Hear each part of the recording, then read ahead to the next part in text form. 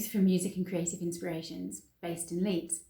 I'm going to show you today how to make a wreath using natural products and orange and apple and cinnamon slices and so on. We usually run classes for children doing music and craft. However, at Christmas time we found a lot of parents happen to be picking their children up a little bit early and wanting to do some of the craft themselves. And I think if you can't do craft at Christmas, when can you? So first of all, you're going to need a natural wreath base, dead easy to use and looks really nice. So you don't have to cover the whole thing. You don't need to worry about that too much. And then loads and loads of foliage. So the saying less is more does not apply when it comes to Christmas wreaths. More foliage is more. Less maybe decoration, because that can not look so good, but we certainly like a lot of foliage. So I've got some laurel, which is really, really good for filling lots and lots of gaps. It's nice and big, so usually pop that on top. Got some holly with some berries, so quite lucky this year. Had a really, really good summer and it's ended up with loads and loads of berries. And then at the back, a range of fir. So I've got some darker fir and some lighter fir. And then I've also got something called Japanese spindle tree, which has got some brilliant sort of green, so a little bit darker green, and some variegated leaves. And we'll still be quite happy, cut off the bush for, it's an evergreen, so it's going to be a couple of months. And then a little bit at the end of decoration with some variegated holly, just in case I need it. Then I've got some of the artificial berries as well, so we can pop those in if needed. Some small pine cones and some fir cones, and then orange slices, which you can buy, or I have cut some up and dried them in the Arga. They take, if you do want to do it yourself, they can take 4 or 5 hours, if not longer, and they need to be around about 100 degrees or lower. So we're quite lucky, we've got a simmering oven in the Arga, so it's on, they can do it anyway. And then we've got some apple slices, which do take longer to dry and can be up to 7 hours or more. And then some beautiful cinnamon sticks. So it's going to smell absolutely gorgeous and it will look amazing. Okay, so we're going to think about our wreath as in layers, and we're going to do our background first. So we need something that's quite full at the background and just keep overlapping it. The way that you use a grapevine wreath is just to keep slotting things in. We can do a bit of tidying up and things afterwards, don't worry about that. So find some gaps and push them in. You might want to alternate colours. Do a few of each. I think brighter colours work really well when you're doing oranges because they're quite bright, and apples and things. So, okay, now I've got a nice bit sticking up there, but I'm not going to worry about it at the moment because I will be able to get a bit of wire and pull it round, or I'll be able to do a little bit of kind of twirling around to hold it in place afterwards. The main thing at the moment is to keep going to get it nice and bushy.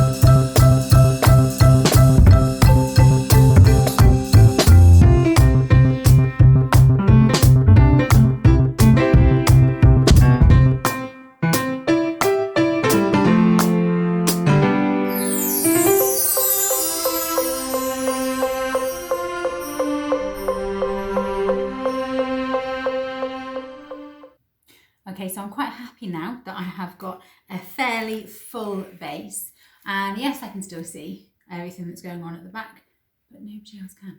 Now, some people would quite like that pretty much as it is, with maybe just a little bit tidied up, but the fact that it kind of comes around in this swirl is gorgeous. So all I need to do is use a little bit of wire and tidy it up a bit. So I can cut a few pieces. I can either get a hold of a bit at the back, pull it round and loop the wire behind, or I can kind of use some of the longer stems to hold back some of the other bits. So I can kind of twirl them round a bit, and then I'm only tying one bit of wire and I've tidied all of that. We don't really want it really, really tidy because we do want it as natural as possible.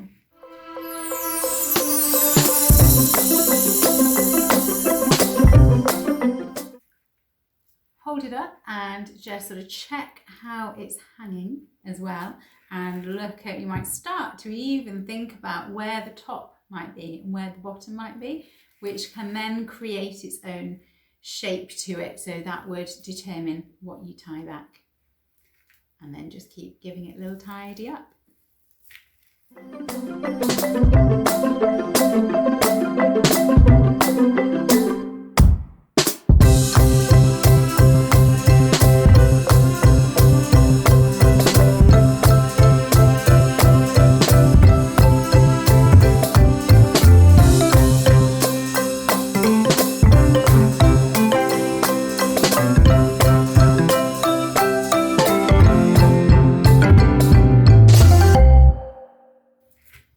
Okay, so there's a few bits still sticking up, but they may come down as I put other things on anyway and push into it.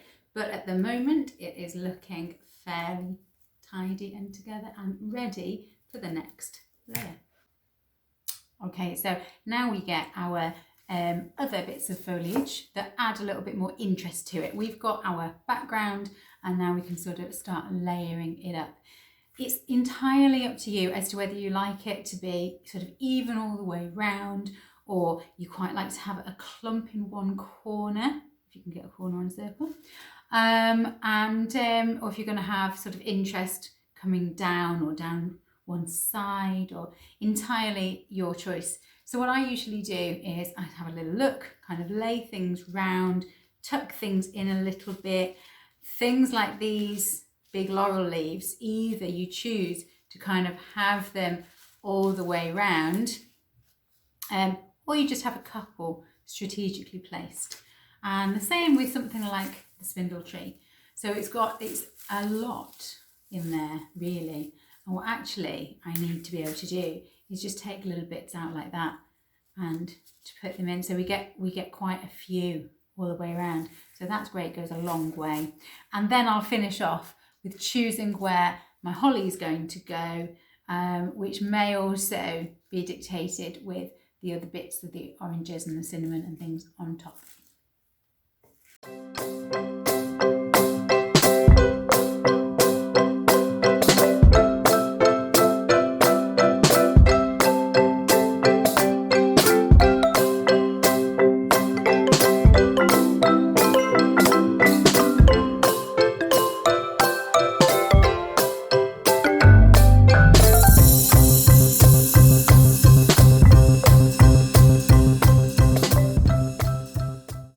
Okay, now I've got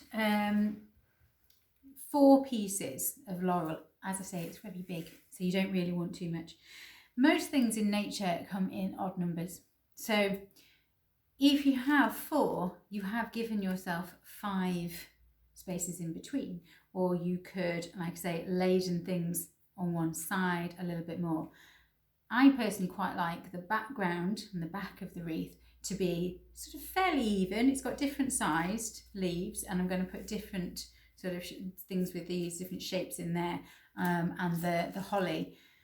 But I think my odd numbers will also come in with my fir cones and the orange slices. So we'll see those build up afterwards. Right, I'm going to put in my spindle tree.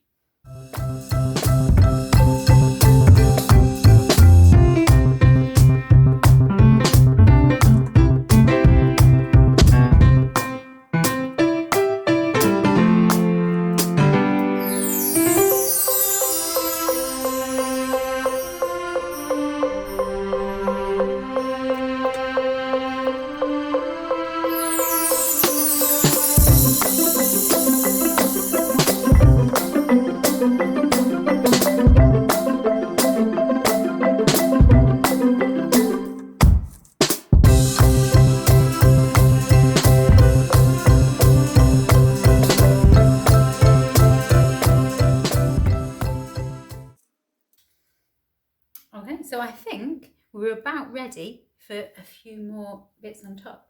So I am just going to go around.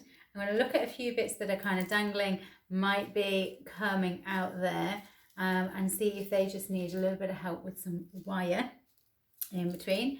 And in general, give it a bit of a tidy up and see if I can work out where I think my top is and where I think my bottom is. Okay, so I've got the majority now of my foliage. I've tidied bits up. These little bits of spindle tree are quite sort of loose when they go in. They don't have a really strong stem. So I have put some wire around them. We've still got a few little bits like this, but I think if I just give it a little wrap round, I would find something at the back that I could tuck it under, whether it's a bit of wire that I've already got or whether it's a bit of the wreath base itself, which is very handy, just to give it an element of control. So trying to use what we've already got there, once it's on the door, it stays on the door. Okay, so it's just a case of laying things on, seeing what we think, and then choosing where things go. Now I have kind of chosen where I think the top is and where I think the bottom is. I think I'm going to choose it this way round. So I've got some nice big leaves down here at the bottom and one on one side. Got a bit of a bare patch on one side here, but I quite like the bow to be kind of in the wreath and get it all tucked in and not so obvious. Sometimes it looks nice right in the middle, hanging down. Sometimes it's at the base, hanging down, which can be quite pretty. So it's kind of working out, if you've got a ribbon and things, where you want them to go as well, all at the same time. So start placing before you start pushing wires through.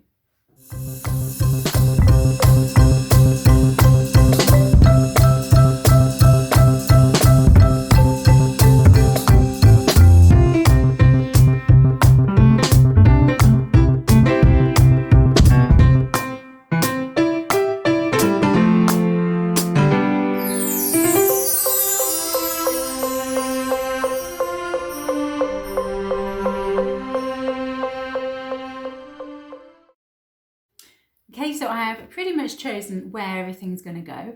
I may use a few more apple slices and things, but just sort of have them sticking up slightly. So I'm ready to start fixing them down. Okay, so starting here with this orange and apple and the fir, I need to put some wire on them. So the way I usually attach my oranges, the centre bit is quite strong and obviously the rind is quite strong. So depending on if you want them kind of in and sticking up slightly, or if you want to attach them from the top and pulling them down flat, depends on where you put your wire through. So in the fleshy bit inside, it's quite thin, easy to push and give it a little twizzle round. And then obviously that bit goes into the foliage and you don't really see it. So I'm going to push that through and bring it out the other side. And then on the back, I can give that a bit of a wrap round. Okay, so moving everything else out of the way. Same with the apple. Bit of wire. Push it through. Apple slices are a little bit softer. I'm going to be a bit more careful and make sure that my wire doesn't pull through and just create a hole. Okay, and then that one will go through there. I'll reposition a little while actually, so that I can still see these beautiful leaves from underneath. And fir cones, the way that I attach the fir cones with the wire, so this is craft wire rather than sometimes the sort of floristry wire, very, very thin, and I find it quite hard to push through, but this craft wire's got a good sort of amount of force to it, so it's easier. Right, the fir cones, where there's like a lower level and they just start to split, you can slot your wire through, and of course that bit is going to be tucked inside, so you're not going to see it. So just give it a little wiggle in between what look like scales. fizzle that around, and now I've got a way of holding it on. So I'm going to do that, get my holly positioned and wired in, and so on and so forth.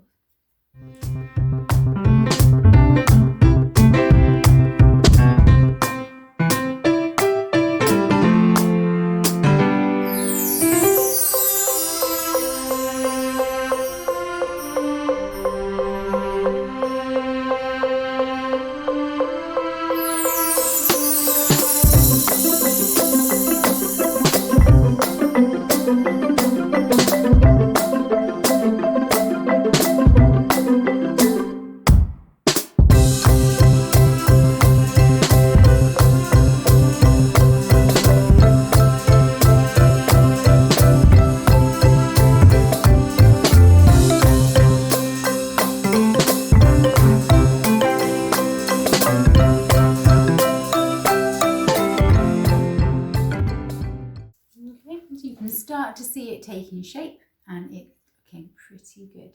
I will now go around, finish off with all the other fir cones, positioning the bow, the other holly, and the cinnamon, and show you what we end up with. Okay, so the cinnamon bundles can be a little bit tricky unless you've got a hot glue gun. Usually I would say a strip of hot glue, stick two together, another strip of hot glue, stick another one on top. But I'm going to assume that everybody at home hasn't got a glue gun. And this is what I would do to give you quite a tight bundle so that they're not going to fall off on the door, as well as the wire at the back so that you can push that through and obviously secure it. So we're doing everything with wire and string. Okay, so a good long bit of wire to start off with. Don't cut it because you don't know how long you're going to need. And I go under one, over the other, roughly in the middle, wrap it round, wrap that one round, and then the idea is you keep doing a figure of 8. So the one that's just gone over, you tuck under the other one. The one you've just gone under, you bring it up through the middle of them and over the other one and back through, and then it's a case of pulling it really, really tight, pushing those together, pull it tight, and then give yourself a little bit for tying onto your wreath. Okay, and then if you twizzle it, and again you're tightening it as you twizzle, and they're not going anywhere, they're not going to come off at all. You can always get rid of extra bits of wire, twizzle the rest in. Okay, so obviously that doesn't look too great because you can see the wire. So we're going to use our string, and again, don't cut any off. You don't know how long you're going to need, so as long as possible. And then place your third one back on top, unless you're doing bundles of 2. And then, good amount of string. We're going to wrap it over and the other one, the other way, round a couple of times. And then I can tie it into a bow, and it's covering the wire so it doesn't look like we've got wire on there at all. Try and centre my bow. Now if you feel like you've got too much bow, you can pull it out slightly and tighten your loops again until you're quite happy with what you've got.